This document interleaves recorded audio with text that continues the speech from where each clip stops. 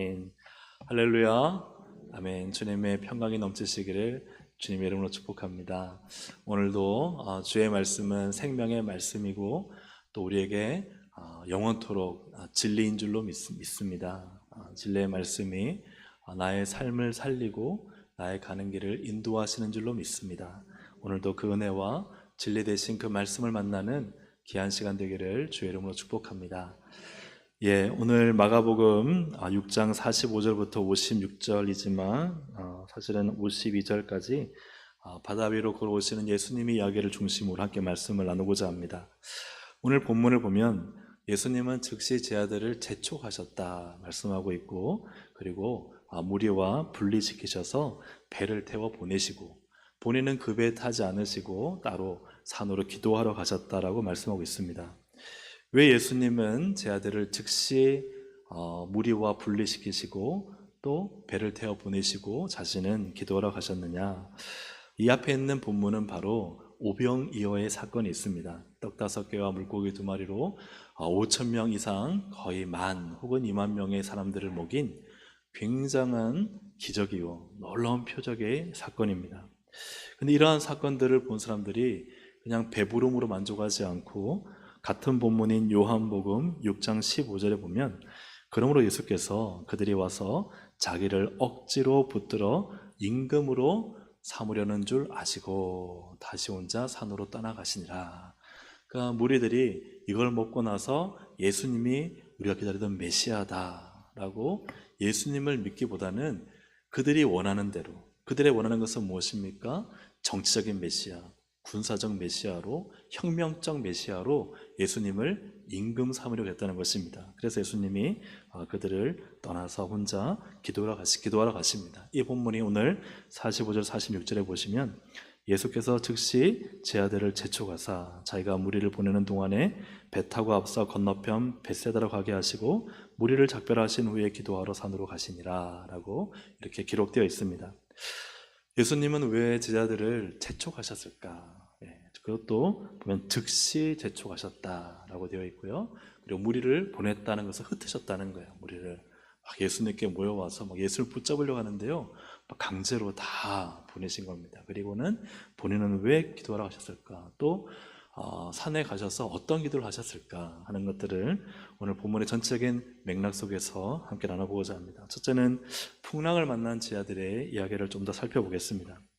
이렇게 배를 태워 보낸 제자들이 아주 저녁부터 해서 밤늦게부터 해서 꽤 오랜 시간 동안 풍랑을 만났던 것 같습니다. 새벽 3, 4시경에 예수님께 나타나셨는데 꽤 오랜 시간 동안, 왜냐하면은 이렇게 먹고 나서 아무리 늦어도 뭐 저녁이나 밤 한 9시, 10시 이때쯤에는 다 흩어졌지 않겠습니까? 근데 새벽 3, 4시에 예수님이 나타나셨으니까 그렇게 짧게 갈 수 있는 거리를 꽤 오랫동안 배에 머물렀다는 것은 아마 이 제자들이 꽤 오랜 시간 동안 바다 위에서 시련을 겪었던 것 같습니다. 그래서 새벽 3, 4시경에 예수님께서 바다 위를 걸어오시는데 48절, 49절에 보면 바람이 거스름으로 제자들이 힘겹게 노젓는 것을 보시고 밤 사경이 새벽 한 3시부터 6시 사이입니다. 이때쯤 바다 위로 걸어서 그들에게 오사 지나가려고 하시며, 지나간다는 것은 못 본 척하고 지나가는 것이 아니라 예수님의 그 신성의, 바다 위를 걷는 그 신성의 위엄을 보여주신 것이다. 그래서 제자들이 그가 바다 위로 걸어오심을 보고 유령인가 하여 소리를 질렀다. 얼마나 놀랐겠습니까? 그들이 바다 위로 온다는 것은 상상도 못할 일이고 그 누구도 할 수 없는 일입니다. 그것을 볼 때 제자들이 유령인가 하여 놀라며 소리 질렀다는 거죠. 안 그래도 두렵고 떨리고 거센 풍랑에 이 배가 잠길 것 같은데 저 멀리서 예수님인지 모르죠. 유령인가, 쉽게 말하면 귀신인가 하여 영혼까지 바짝, 그죠? 아주 이 곤두서는 그러한 일이 지금 제자들 가운데 일어난 것입니다. 그때 50절에 이런 말씀이 기록되어 있습니다. 50절을 같이 한번 읽어보겠습니다. 그들이 다 예수를 보고 놀람이라. 이 예수께서 곧 그들에게 말씀하여 이르시되 안심하라 너니 두려워하지 말라 하시고. 아멘. 예수님은 이 첫 번째 놀라는 이 제자들을 향해서는 어떻게 말씀하십니까? 안심하라 라고 말씀하십니다. 나니까 두려워하지 말라. 그리고 이 다음에 마태복음에는 베드로가 저도 그 물리를 겪으십시오 하는 사건이 여기 있습니다. 마가복음에서는 그 사건은 생략되어 있습니다. 어쨌든 예수님을 보고 유령이라 하는 제자들, 놀라는 제자들에 대해서 예수님은 안심하라, 난이 두려워 말라 하고 안심을 시키십니다. 중요한 건 여기서요, 너희가 난 줄 모르겠느냐? 왜 이렇게 믿음이 없느냐라고 책망하지 않으신다는 사실입니다. 자, 두 번째 제자들이 놀라는데 51절입니다. 배에 올라 그들에게 가시니 바람이 그치는지라. 제자들이 마음에 어떻게 해요? 심히 놀라니. 다시 또 놀라는 거예요. 왜 놀랐을까요? 이때는 유령인가 하여 바다 위로 걸어오는 예수님 때문에 놀란 것이 아니라 예수님 올라오시니까 바람이, 파도가 그치는 거예요. 그것 때문에 심히 놀랐다는 것입니다. 그런데 이에 대한 평가는 52절에 이렇게 기록이 되어 있습니다. 이는 그들이 그 떡 떼시는 일을 깨닫지 못하고 도리어 그 마음이 둔하여졌습니다. 심히 놀란 제자들의 이 감정적 상태에 대해서 52절은 긍정적인 표현입니까? 부정적인 표현입니까? 긍정적인 표현이에요? 부정적인 표현이에요? 부정적이죠. 그렇죠? 깨닫지 못했다. 그렇죠? 제자들이 뭐 하지 못했다고요? 깨닫지 못했다. 또 그 마음이 어떻게 됐다고요? 둔하여졌다. 둔하여졌다. 예수님은 첫 번째 제자들이 놀랐을 때는 유령이다 할 때는 안심하라, 내니 두려워 말라 라고 하셨는데, 두 번째 파도와 바람이 잠잠해지는 이 놀라운 일을 당연히 놀라야 되잖아요. 야, 신기하다, 놀랍다. 심히 놀란 일을 가지고는 그들의 마음이, 그들이 깨닫지 못하고 그 마음이 둔하여졌다라고 그들의 감정적인 상태를 부정적으로 평가하는 것들을 보게 됩니다.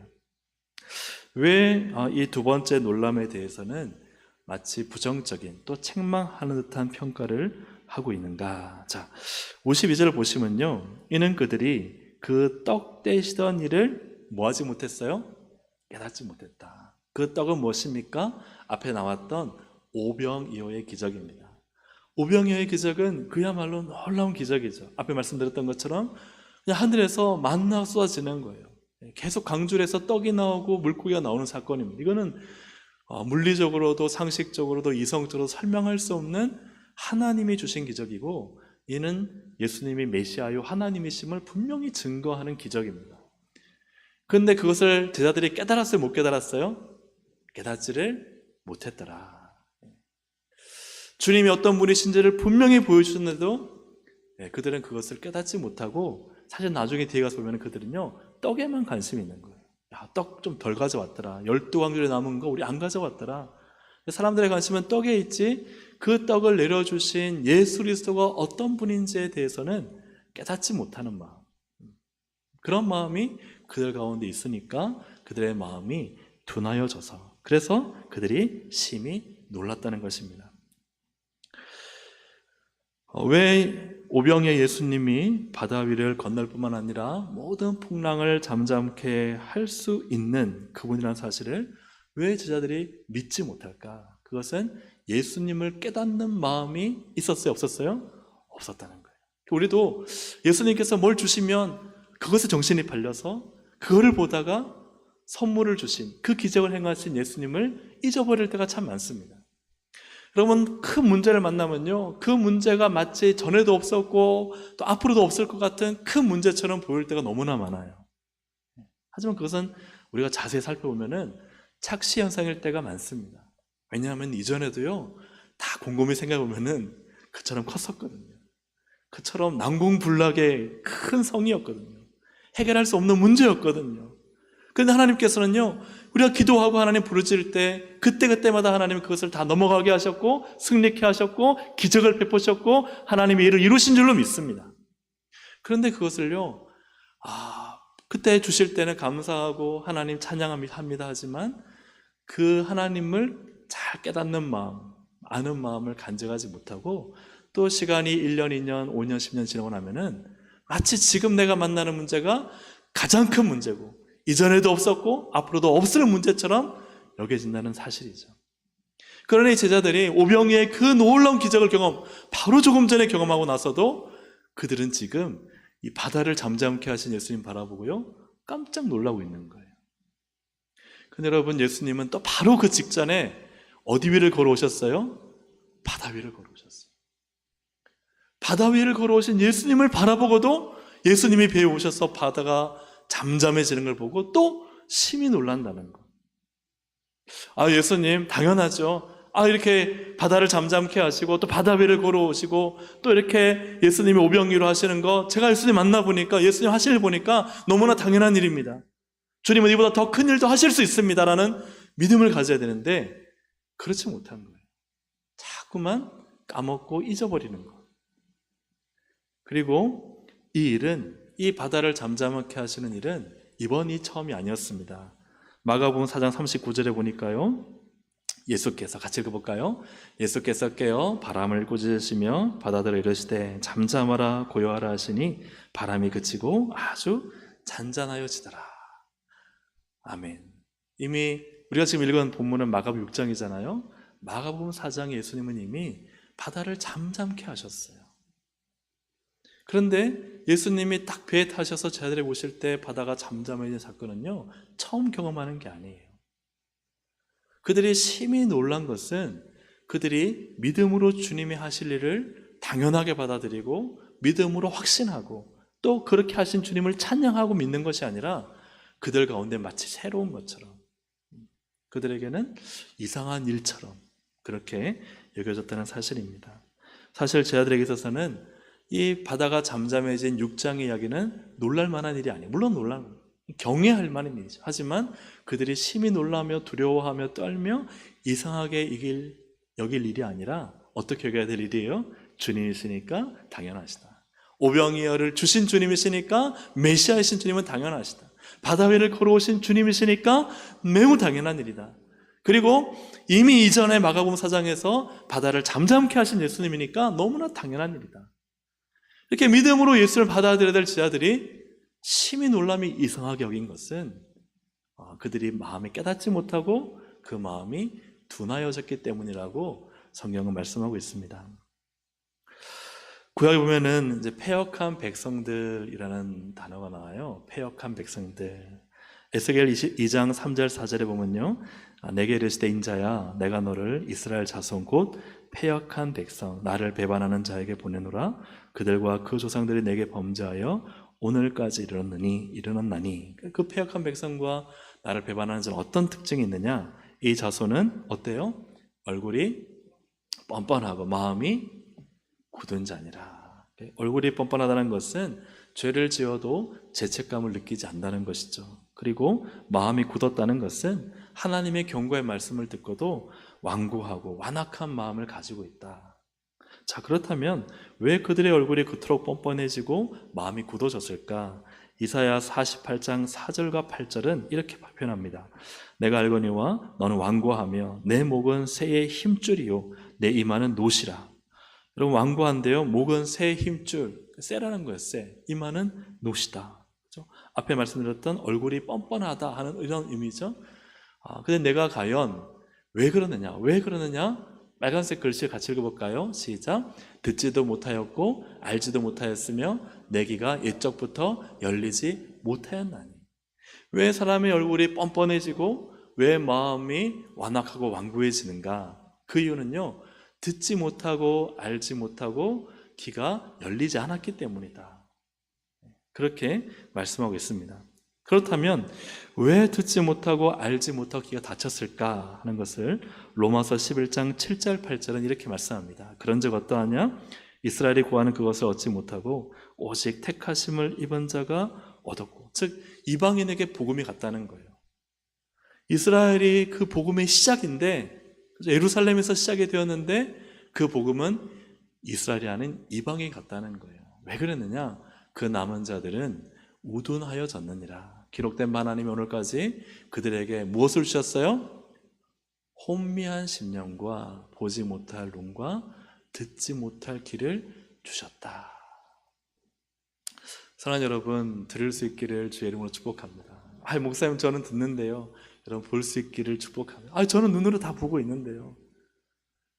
오늘 이 말씀 보니까요, 하나님이 우둔한 사람의 특징이 뭐냐? 그들은 심령이, 영혼이 혼미합니다. 그리고 보지 못합니다. 그리고 듣지 못해요. 이것이 그들의 영혼이 죽어있는 그 상태라는 거죠. 그렇다면 왜 하나님은 그들에게 이러한 일들을 행하실까 하는 것을 보면은 이사야 6장 9절 10절에 이런 말씀이 있습니다. 여호와께서 이르시되 가서 이 백성이 이르기를 너희가 듣기는 들어도 뭐하지 못할 것이요 깨닫지 못할 것이요 보기는 보아도 알지 못하리라 하여 이 백성의 마음을 둔하게 하며 그들의 귀가 막히고 그들의 눈이 감기게 하라. 염려하건대 그들이 눈으로 보고 귀로 듣고 마음으로 깨닫고 다시 돌아와 고침을 받을까 하노라 하시기로. 아멘. 참 이게 신기한 거예요. 왜냐하면은 우리가 제단 숯불로 이사야의 입술을 지진 거 아시죠? 그런 다음에 이사야가 화로다, 그죠? 내가 내 입술이 부정하다 할 때 주의 제단 숯불 내 입술에 대해서 정결하게 되고 하나님이 다 이제 누가 나를 위하여 갈고 하니까 이사야가 손 번쩍 들면서 제가 가겠습니다 그러잖아요. 주여 저를 보내주십시오. 근데요, 보내면 우리가 생각할 때 뭐 해야 돼요?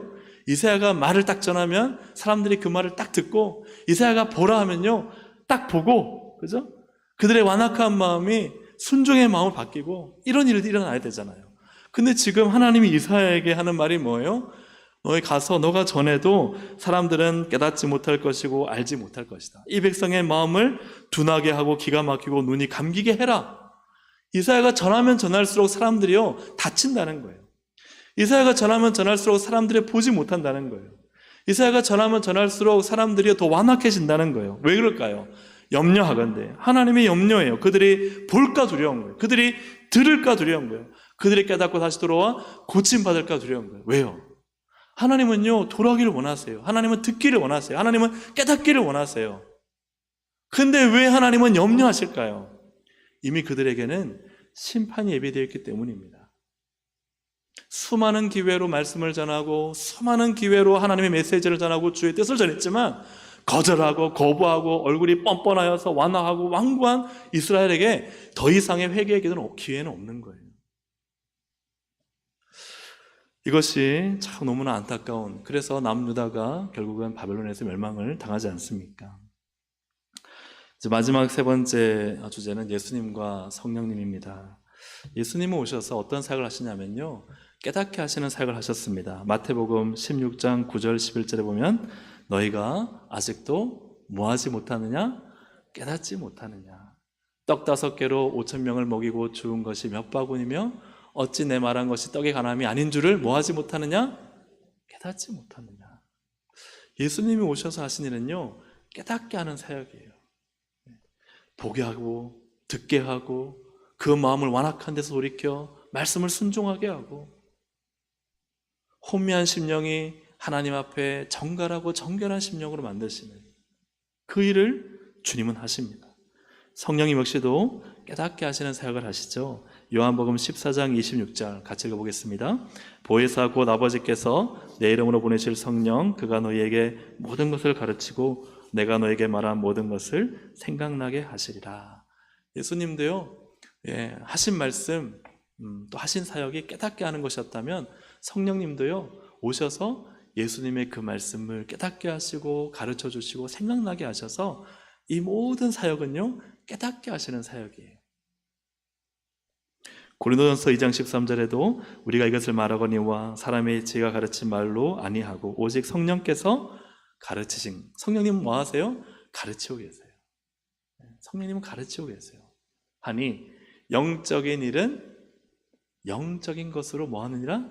분별하느니라. 뭐예요? 깨닫는 거예요. 영적인 일을 깨닫는 거예요. 그래서 하나님의 사람 성도의 특징은 반드시 하나님의 일, 성령의 일을 깨달아야 됩니다. 고린도전서 2장 14절 15절은 육에 속한 사람과 신령한 자는 성도죠. 영적인 사람입니다. 빨간색에 보면요 육에 속한 사람은 하나님의 성령의 일들을 받지 않아요. 그리고 그에게는 성령의 일이 어리석어 보여요. 그리고 성령의 일을 알 수가 없어요. 왜요? 그것은 육으로는 알 수 없기 때문에 그래요. 사람의 머리로는 알 수 없기 때문에 그래요. 하지만 신령한 자, 영의 사람은 위에 있는 것을 반대로 보시면 돼요. 뒤집어서 하나님의 성령의 일들을 받고 그것이 가장 지혜롭고 그리고 그것들을 알아요. 영의 일을 알아요. 그렇기 때문에 판단이 가능한 거죠. 왜 예수님은 이제 본문으로 들어와서 제 아들을 채촉하셨을까? 왜 무리들을 흩으셨을까? 그리고 산에 올라가 기도하시고 그 내용은 무엇일까? 제 아들은요, 깨달아야 되는데 지금 깨닫고 있어요? 못 깨달아요? 못 깨달아요. 떡 되시는 일, 그 떡에만 관심이 있고 예수님이 어떤 분이신지 어떤 일을 행하시는 데에서는 전혀 관심이 없어요. 그냥 육적인 사람들이에요. 육신에 속해 육신의 머리를 가지고 육신 일을 하고 육신으로는 주님을 따라다니지만 육신적인 계산을 하고 육신적인 밥을 먹고 육신적인 순종을 하는 사람들이 제자들이에요. 여러분, 우리가 주님을 섬길 때 가장 불행한 사람들입니다. 우리는 영의 사람으로 부름받았고 신령한 일을 하도록 부름받았는데 육신에 속해서 육신의 일을 하다가 육신으로 망하면 안 되는 거예요. 육신으로는 열심히 얼마든지 할 수 있어요. 근데 그걸 주님이 기뻐하시냔 말이죠. 주님은 그걸 기뻐하지 않으세요. 제 아들은 오병에 나눌 때요, 강조리 들고 열심히 다니면서 수고했어요. 그건 육신의 일이었어요. 영의 일은 깨닫는 것입니다. 깨닫지를 못하는 거예요. 떡 되시는 일이 무엇인지, 예수님이 어떤 분인지를 깨닫지 못하는 거예요. 그러니 이러한 일들이 일어났을 때 제 아들의 흥분이 얼마나 컸을까. 이야, 이 사람들한테 내가 나눠주면서 내가 예수의 제자야, 내가 예수의 수제자야, 야, 여기 떡 먹어, 떡 먹어, 예? 물고기 먹어, 물고기 먹어. 나눠주는 기쁨. 마치 자기가 예수인 양, 이 일이, 기적이 마치 자기의 일인 양 엄청난 기쁨과 감격에 막 나눠준단 말이에요. 근데 그 무리들이 그걸 받아먹고 어떤 생각을 해요? 예수가 임금이다. 그럼요, 제자들의 마음은 순식간에 무리들과 딱 결탁이 돼요. 그래, 우리 선생이 임금이지. 우리도 그것 때문에 쫓았잖아. 그러니 예수님이 제 아들을 빨리 분리시키시는 거예요. 왜요? 육의 일을 생각하고 영의 일을 생각하지 못하니까. 그래서 그냥 격리시켜버려요. 배 타고 빨리 떠나라. 이 자리에 있지 마라. 여기 있다가는 이 무리들과 함께 물든다 하고는 떠나보내시는 거예요. 그리고 빨리 무리들 강제로 흩어버리시고 예수님은 그럼 산에 가셔서 왜 기도하셨을까요? 아마 많은 기도를 하셨겠지만 반드시 이 기도는 있었다고 생각해요. 예수님이 하나님을 향해서, 하나님, 제자들이 깨닫게 해주십시오. 깨달을 수 있는 마음을 주십시오. 풍랑이 일어나고 제 아들이 죽게 된 일은 그저 우연히 생긴 일이 아니잖아요. 다 하나님의 계획하심과 주님의 뜻하심 안에 있습니다. 그것을 통해서 주님은 또 보여주시는 거예요. 내가 누구인지 봐라 하고 예수님 당신이 누구신지를 깨닫기를 원하셨어요. 나는 모든 만물을 다스리시고 바다를 잠잠케 하고 바다 위를 걷는 메시아 하나님이다. 사람들은 그저 기적에 막 눈이 팔려 있죠. 베드로도요, 같은 본문 안에서 예수님 기적을 경험하기 원합니다. 사람들은 다 기적을 경험하기 원해요. 그런데 바다 위를 걷다가 왜 바닷속에 빠졌습니까? 예수님을 보지 않고 풍랑을 봤기 때문이죠. 예수님은 예수님 자신을 보기를 원하십니다.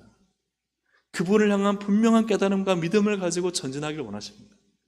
근데 우리가 예수님께 시선을 고정하지 않으면 늘 우리의 인생의 풍랑이요, 우리의 깨달음을 방해하고 우리의 마음을 우둔하게 만들고 우리를 바닷속에 빠뜨리고 영적인 일을 위해 살다가 육적인 일로 마치게 만드는 일이 얼마든지 일어날 수 있다는 사실입니다. 그러므로 예수님의 기도는 이 제자들이 참된 깨달음을 가지고 마음이 우둔한 게 아니라 마음이 듣고 보고 그 마음이 주님을 정확히 알 수 있도록, 그것을 위해 주님은 분명히 그 산에서 기도하셨을 것입니다. 물론 성경에 있지 않지만 그러나 문맥상 또 복음서를 볼 때 예수님은 제 아들을 위해서 참 많이 기도하시죠. 사랑하는 여러분, 예수님의 관심은 제 아들의 깨달음입니다. 제 아들의 깨달음. 주님의 관심은 어떻게 본다면 떡을 많이 주고 바다를 잠잠케 하고 이런 기적보다는 표적이라 그러잖아요. 예수님이 누구신가? 예수님은 어떤 분이신가? 그것을 보고 알고 깨닫기를 원하시는 줄로 믿습니다. 오늘 우리가 교회에 와서 기도하고 주님을 예배할 때 주님은 주님을 보기 원하십니다. 주님은 어떤 분이신가? 주님은 내게 어떤 분이신가 그것을 깨달을 때 우리는 바다에 빠지지 않고 바다 위를 걸어 주님과 동행하는 인생을 살 줄로 믿습니다. 사랑하는 여러분, 예수님이 어떤 분이신지 깨달을 수 있기를 주의 이름으로 축복합니다. 내게 손에 쥐어져서 고맙고 이거 아직 안 주셔서 실망하지 마시고 그냥 주시든지 안 주시든지 예수 그리스도만 바라볼 때 그것이 바로 주님께서 원하시고 기뻐하시는 일입니다. 에베소서 4장 18절 20절에 이런 말씀이 있습니다. 그들의 총명이 어두워지고 그들 가운데 있는 무지함과 그들의 마음이 어떻게 되었어요? 굳어짐으로 말미암아 하나님의 생명에서 떠나있도다. 그럼 마음이 굳어지면 안 됩니다. 내 심령이 단단해지면 안 됩니다.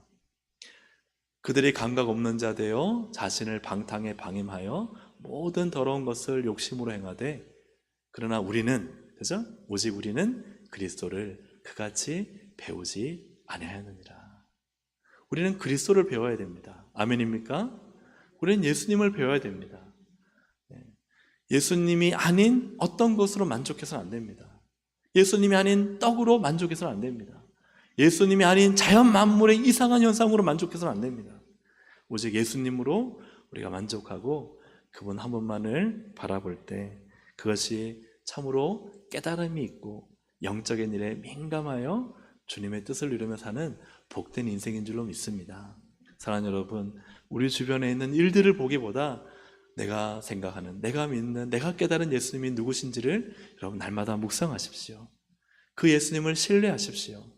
그 예수님이 가시는 길을 따라가시기를 주의 이름으로 축복합니다. 하루하루 예수님의 뒷공무니만 따라다니시기를 주님의 이름으로 축복합니다. 그 인생이 주님이 기뻐하시는 인생이라는 사실을 꼭 기억하십시오.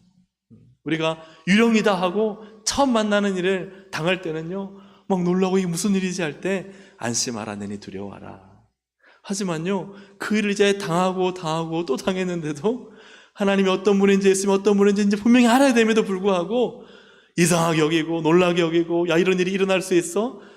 이것은 그들의 마음이 깨닫지 못하고 둔하여졌다 말씀하고 있습니다. 사랑하는 여러분, 우리가 믿는 예수님은요 어떤 분이십니까?